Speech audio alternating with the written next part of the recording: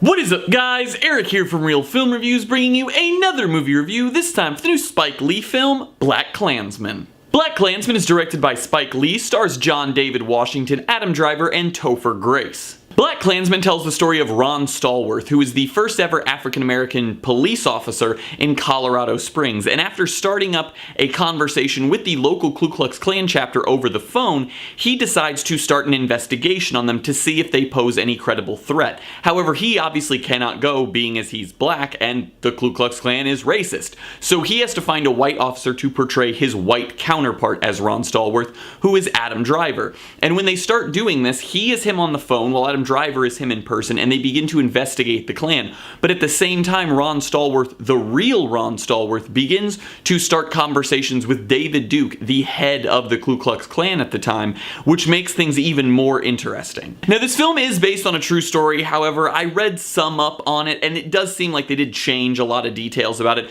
Not stuff that like really adjusts massive aspects of the story, but they definitely did adjust certain things, so it's not 100% accurate. This film is inspired by true events, but I wouldn't say it's based on them because it's not an accurate representation of them necessarily in every way, but the story at its core is true. I think Spike Lee does a great job with the direction of this film. He really captures the time period very well. The film takes place in the early 1970s, and I think he really captures the sleek style of that era with his direction, but also with all of the sets and costume designs and everything else in the film. It all combines to really make you feel like you're in this time period. While I'll have more to say about the script later, I do want to say that I think the script was well written. The film does have a decent amount of comedy in it. There's some stuff to kind of cut back on some of the more serious aspects of the story, but I do think that the script overall is very relevant to the times in which it's being made. Obviously, right now in America, there are a lot of things going on politically that are causing a lot of a break between people. People are very set in their ways, and there's very few that can kind of see the good on both sides.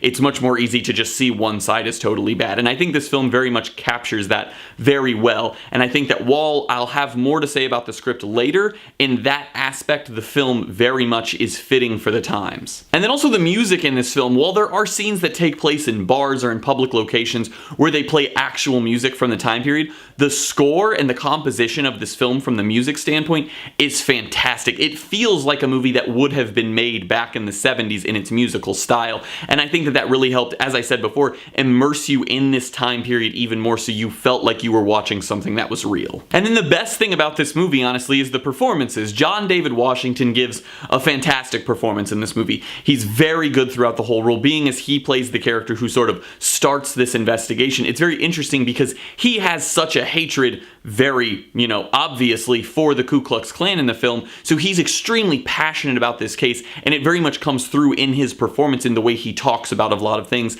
But the other thing is his character is divided because he also is not a full-on Black Power start the revolution type of supporter either. He falls somewhere in that middle ground. Adam Driver is great as always. I really don't think I've ever seen Adam Driver be bad in anything at this point. Him playing Ron Stallworth, who John David Washington plays in the film, his white counterpart who actually has to go deal with the Klan, does a great job. He's very funny in those sequences because he's very sort of backhanded towards some of the Klan members who talk to him very ignorantly, and I think that's very fun because Adam Driver's character is a Jew in the film. He's Jewish, and the Ku Klux Klan at this time, still to this day, have always been a very anti-Semitic group. So it's very interesting that both people in this film who are having these interactions with the Klan are people that the Klan hate. So you get Adam Driver, who's sort of in this split thing where he's like, this is my job to do this, and I'm trying to keep passion out of it. And then you have Ron Stallworth, who is very much like, I am impassioned to take these people down, and sort of they're butting heads at times over how to handle this case, and I think their two performances really shined because of that. And then the third performance that I want to talk about, which I would think is arguably the best performance in the whole film, and possibly a Oscar-worthy supporting role performance, is Topher Grace's David Duke. He does such a fantastic job in this film of encapsulating the two sides of David Duke that existed at this time, and arguably still to this day, in that into the public's eye, he didn't want to come off like some crazy racist.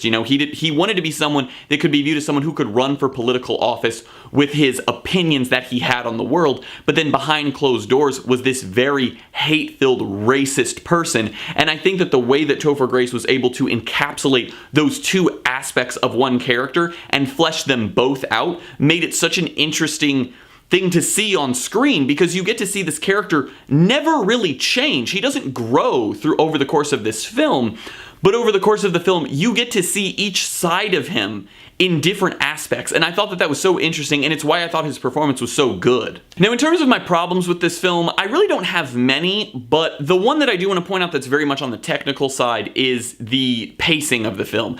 I think this movie definitely has some sequences that go on longer than they need to. They're not like exceptionally like 10-minute long sequences or something, but they're a sequence where very little happens, but for some reason it just lasts for like 4 or 5 minutes, and while you're watching it, you think something's going to happen, but nothing does. And there's one specific sequence that I can think of in the film that does this, but there's a lot of other maybe smaller ones that do as well, and I think by the end of the movie it very much made the film drag, because you can have that maybe once or twice, but when it happens too many times and a scene just goes on and you never really get anything out of it, you begin to feel like at certain points a scene becomes a useless scene and could have been trimmed down but was chosen to not be trimmed down. So I don't think that it hurt the film like some insane amount, but I do think that that aspect of it made the 2-hour-ish runtime that this film had feel a lot longer. I'm gonna give BlacKkKlansman a B+.